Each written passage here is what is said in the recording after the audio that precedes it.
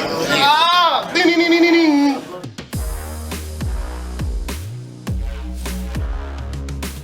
What's going on, guys? Logan JYA Orchestrator here with the ORCUST Combos 101. You asked and we're gonna deliver. I'm gonna show you guys how to do some of the most basic plays with ORCUST in 2024 and all of the new toys that the deck has been given with new support cards that have come out in recent sets. I'm going to keep it super brief, but we also were recently issued a challenge by the MEGACAPITALG about how to beat the fire decks with ORCUST. So if you want to see that video, I encourage you all to smash that like button. Let's get over 100 likes, and we'll make that one happen to show you the best and easiest ways to play around fire boards and the fire strategy, generally speaking, if you're trying to play this deck in the current meta post-Phantom Nightmare. Also, you still haven't gotten your hands on the brand new ORCUST Field Center, check out the link down below. That's all I'm going to say about that. All right, let's check out some combos. All right, party people, we're going to start things off with this combo tutorial with our favorite normal summon in the strategy, our boy Gearsu. And he has a bunch of different lines that he alone enables, so we're going to go over both the Babel and Crescendo play. As a piece of advice, I tend to go for the Babel play blind going first game 1. And in games 2 and 3, when I know I'm going first, I usually prefer to go for the Crescendo line because I think it's a little bit safer going into board breakers, things that are prepared to take out our interruptions. It's 50-50. It's really going to be dependent on the matchup, of course. As a general rule of thumb, I find that logic applies more oftentimes than not. It's also going to depend on what other interruptions you're lining up on your board. You can have a Fenrir chilling out there or a Galaxy Photon Lord. That's going to determine what end board you think is going to be the most high impact going into whatever matchup you're playing. But let's do our combo tutorial. Alright, so in theory here we are just starting off with the normal summon Gearsu, and we're going to use its effect of Foolish Burial. That'll send Harp Horror from deck to grave. And then, while we control no other monsters, we always got to make sure we do Gearsu's effect first, because some people do not realize that you have to control no other monsters to do this. Maybe they just aren't aware of the effect, but you summon a token to each player's side of the field. And then we immediately link off that token into a Link Haribo like so. Next, we use Harp Horror's effect, banishing it from grave to special summon. That's going to bring out our Nightmare from deck, and then we can link off the Nightmare and the Link Haribo, because that's 2 effect monsters. That'll go into Galatea on the top, like so. And then I use Nightmare's effect, either targeting Gearsu or Galatea, to send off the World Wand. Next, we use Wand's effect, banishing it to special summon out the Nightmare. I like to do this because Wand is the ideal card to put back into deck off of Galatea. So I'll use Galatea here, targeting the Wand, returning it into the deck, shuffling it back, and this is where we set up our Babel, because that's the play we're demonstrating first. Blind game 1, we're going to throw up Babel, make all of our ORCUST effects quick effects, and we're going to set up the most amount of follow-up that we can with the cards that we have, that just being the single normal summon of Gearsu. So we'll slap on top our ding ding ding ding. Now this is where the board can change a little bit depending on what you want to end on. So if you want to keep your ding Gearsu on field and keep one of your layers of interruption, that being the Harp Horror in the situation, locked and loaded underneath it, because we're going to use its effect to attach, you could summon it to the main monster zone and then take these 2 monsters here and turn them into your IP Masquerena on the top, which has protection from destruction effects now, because you got your Ding Gearsu playing defense for anything that would destroy either your Babel or your IP. So this is good if you anticipate something like a Twin Twisters, Lightning Storm, Harpy's Feather Duster going after your spell and traps. It's not terrible, but generally speaking, as a rule of thumb, kind of suck. Effective just have the bonus body. Now you won't have the bonus body if you eat an interruption at a certain point that stops you from establishing one. But generally speaking, blind into game 1, even if you do have to eat the super poly, it's not the biggest end of the world. You do lose a good sack of interruptions, but you're not completely caught with your pants down because you have your Nightmare effect in grave that can dump your Symbol Skeleton, or you can use your Harp Horror to special summon out Gearsu, and Gearsu effect can send Symbol Skeleton from deck to grave, and no matter what, you're going to be able to line up your Ding Gearsu effect, summon it on back to send an opponent's card from field to grave. So those are your basic scenarios that you want to know, and that's what normal summon Gearsu on its own is able to do for you. But let's set it up with Crescendo real quick.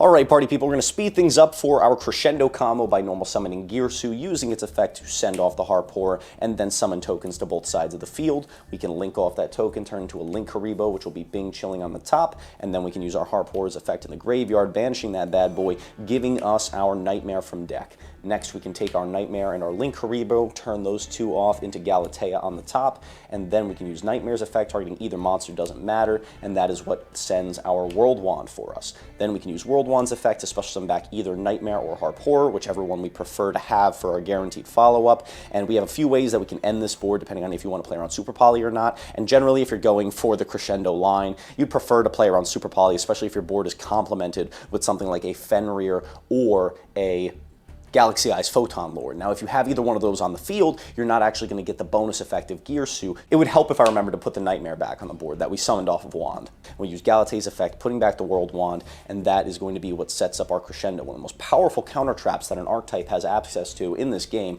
is right here inside ORCUST. Now we are presented with a choice. What do we want to specifically end our board with? So what we can do is we can take our Galatea, summon it over here by slapping a Ding Gearsu on top, and then using Ding Gearsu's effect to attach the Harp Horror as follow-up, and then we can link our Nightmare and our Gearsu into another copy of Galatea. And this copy of Galatea will be protected by battle since it's pointing to our Ding Gearsu. It'll also have protection from destruction by card effects because we have Ding locked and loaded, and we still have our counter trap 100% live. So this is good if you're going into a match where you don't expect Super Poly to be a thing. But if Super Poly is a very real concern of yours, understandably so, it's pretty good against our deck, you're going to link off all your materials either into a second copy of Galatea or a long Gearsu.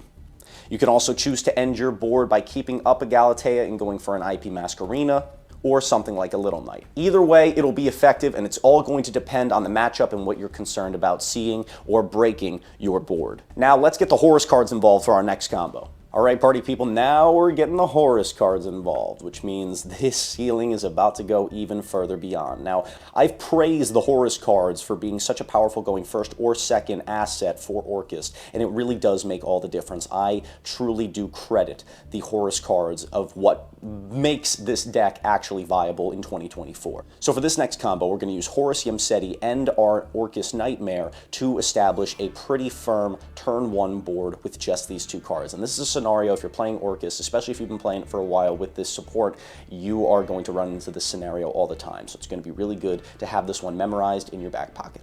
So we start things off, of course, we use Yemseti's effect, and then we get ashed. Oh, no, I'm just kidding. We're going to say it resolves for the sake of argument, grabbing us our Gold Sark, and then we draw a free blank off of Yemseti. I'm just going to throw that Talents in our hand, because for our demonstration purposes, we're going to be chucking it away as well, but not until we successfully resolve Yemseti. This is something that I was taught to play around Ghost Ogre. You definitely want to summon back as soon as you throw up your Gold Sark. So that way, in case they do have the Ogre, you at least get your free body Yemseti on field, or even if they have an established presence on the field, you can then use Yemseti's effect to send something on field to the grave. But after you summon it back, we'll use our Sark's effect, and that is where we're going to take a dump. Sending Happy, the big gorilla. This guy comes on back because we control the Sark, and that's our whole package, really. When we play the Horus engine, we don't need much more than this. And now we go for our Photon Lord, because we want to be as safe as possible. Okay, guys, listen, all this is either bait or a safety net. That's how you got to think about your Horus cards. I'm not just going to go blind off and shoot off a Vampire Lord right now to try and make my ceiling a little bit higher. I'm going to eat an Imperm and get cooked equally as hard without ending on an interruption. This way, we can at least end on an interruption if we get hit with an Imperm, because it's not going to matter. I think that this is definitely the stronger way to go, is setting up your safety net with the Photon Lord, and you only go for the Vampire if you truly need it. Next, we'll use Nightmare's effect, targeting our Photon Lord, and that is going to send Harp Horror from deck to grave, like so. Then we can use our Harp Horror's effect, banish and special out. That'll bring out our Gearsu effect. We'll use him to send the World Wand. Then we can use the Wand, banish it, rotate in whichever piece we want to be our guaranteed follow-up. In this situation, I'm going to go for Nightmare because I anticipate putting back the World Wand off of our Galatea. So we'll take these two, link them off, and I'm going to put the Galatea up here so it's pointing to our Photon Lord. That means it's going to be safe from battle, and then we can use its effect, putting back that World Wand like so, and grabbing ourselves a beautiful copy of Crescendo. Now, I do this because we are actually going to be one material shy with just starting off with Yemseti Nightmare from going for the full Babel play with a successfully set up Gearsu, unless we didn't use our Horus monsters to make the Photon Lord. We would have had to use them as extenders, and that way we could get the full Babel board with IP, maybe even end on a Galatea as well with it.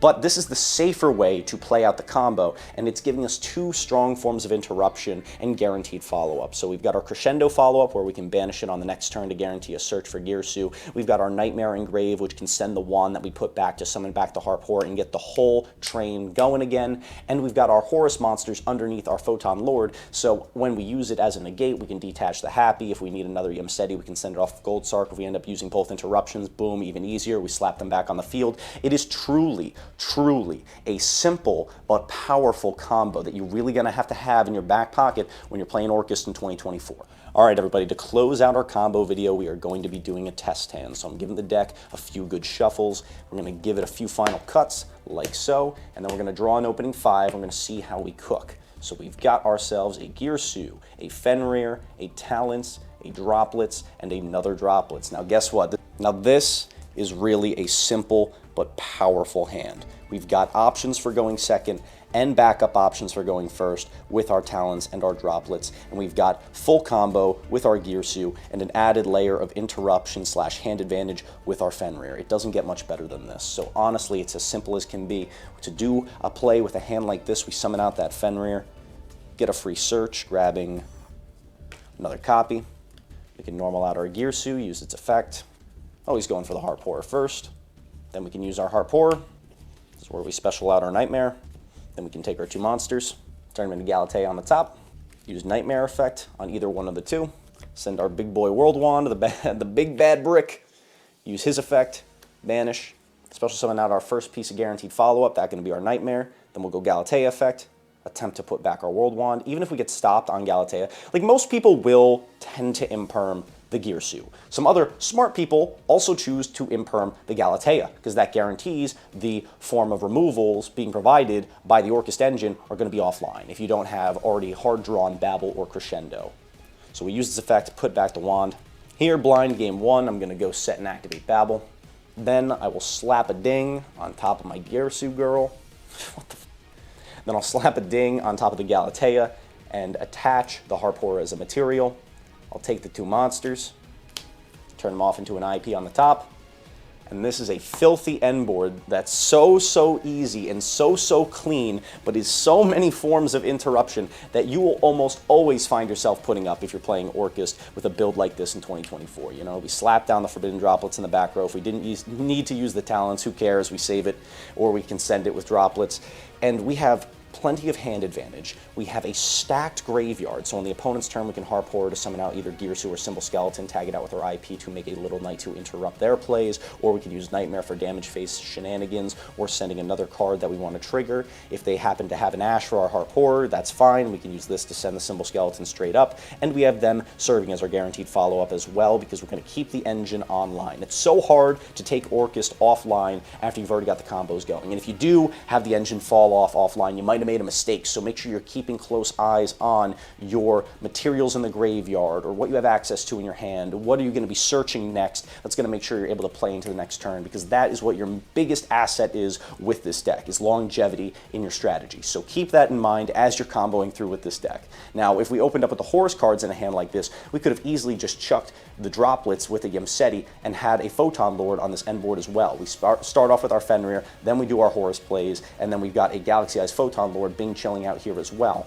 And these are all scenarios you're going to find yourself running into when you play ORCUST. So if you guys want to see more gameplay footage, I highly encourage you all to come through to our stream. There's a link in the description down below. I play this deck frequently on there, and I'm more than happy to put together another compilation video that shows this deck in action. If you would like to see it, just let me know in the comments down below. But that's everything I got for ORCUST today, guys. Logan JYA signing off. Have a great day, and I'll see you beautiful people later.